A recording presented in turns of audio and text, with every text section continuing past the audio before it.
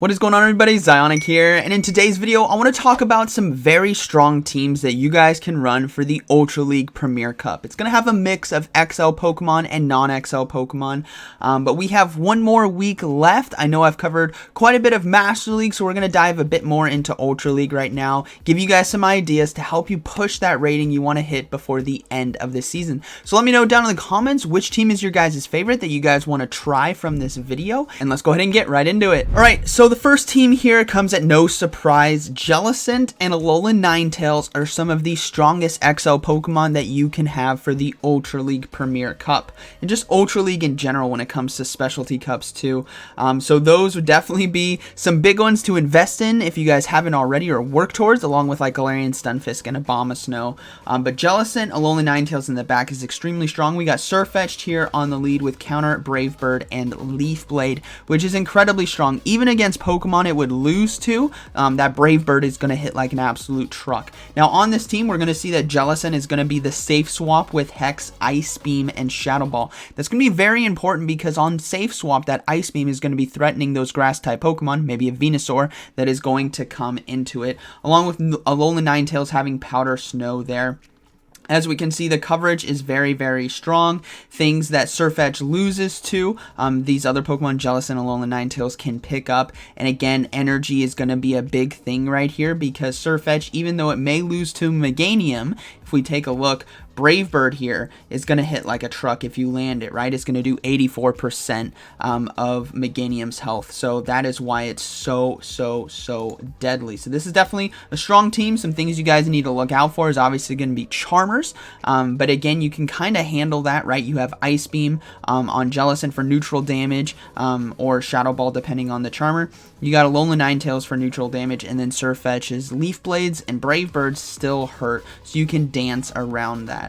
But that is going to be the first team right there. Alright, team 2 is going to be Abomasnow, Machamp, and Typhlosion. Typhlosion has been one of the best Pokemon we've seen in Season 8 here for the Ultra League because of its ability to put a lot of pressure on the whole meta, especially a lot of those XL Pokemon, right? Alolan Ninetales, Abomasnow, Galarian Stunfisk, Jellicent, with his moveset of Blast Burn and Solar Beam. On this team, we're going to be rocking Incinerate, though. On Safe Swap, get yourself ahead on Energy and have Solar Beam and Blast Burn, which is Legacy, to put a lot of pressure. We're going to have Machamp in the back and Abomasnow, which is going to be XL, if you can, on the lead right there.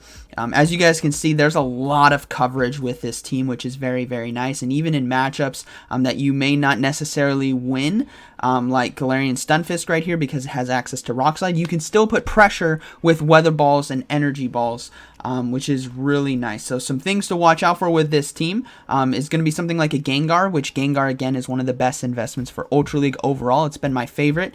It has play against this team, but it can't defeat everything all by itself, right?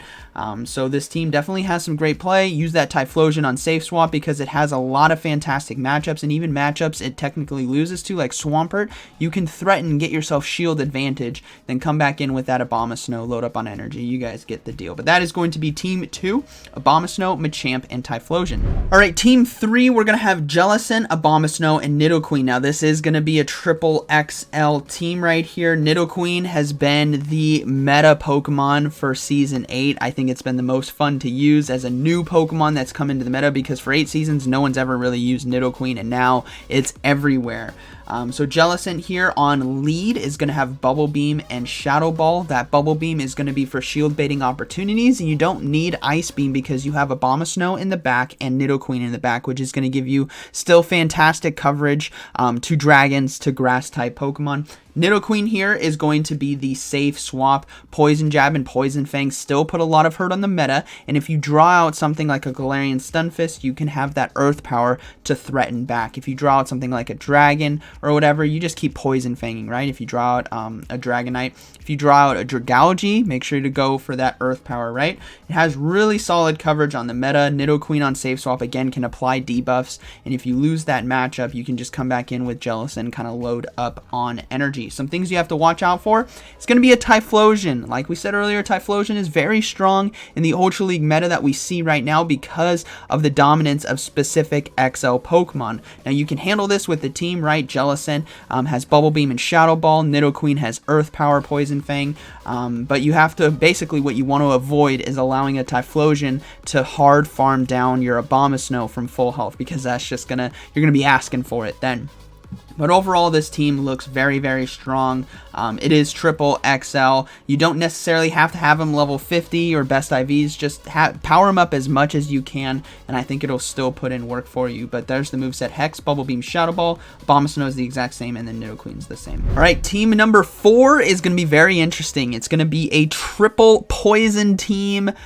Lord, pray you don't run into something with confusion. But we have Nidoqueen, Crobat, and Venusaur right here, which I think is very interesting. Having triple poisons, it can still do well against a lot of the meta. So like Galarian Stunfisk, you may be thinking, oh, this team might have problems against it because it's Steel type. But you have Earth Power, you have Shadow Ball, and you have Frenzy Plant, which is all very, very nice. Let's take a look at the coverages here. Venusaur has been a tried and true Pokemon since Ultra League has started. The starters are basically very strong. Nidoqueen and Crobat have been the new Pokemon that have come into the meta right here. God forbid Sirfetch'd is on this team, or faces this team, because you can handle it really well.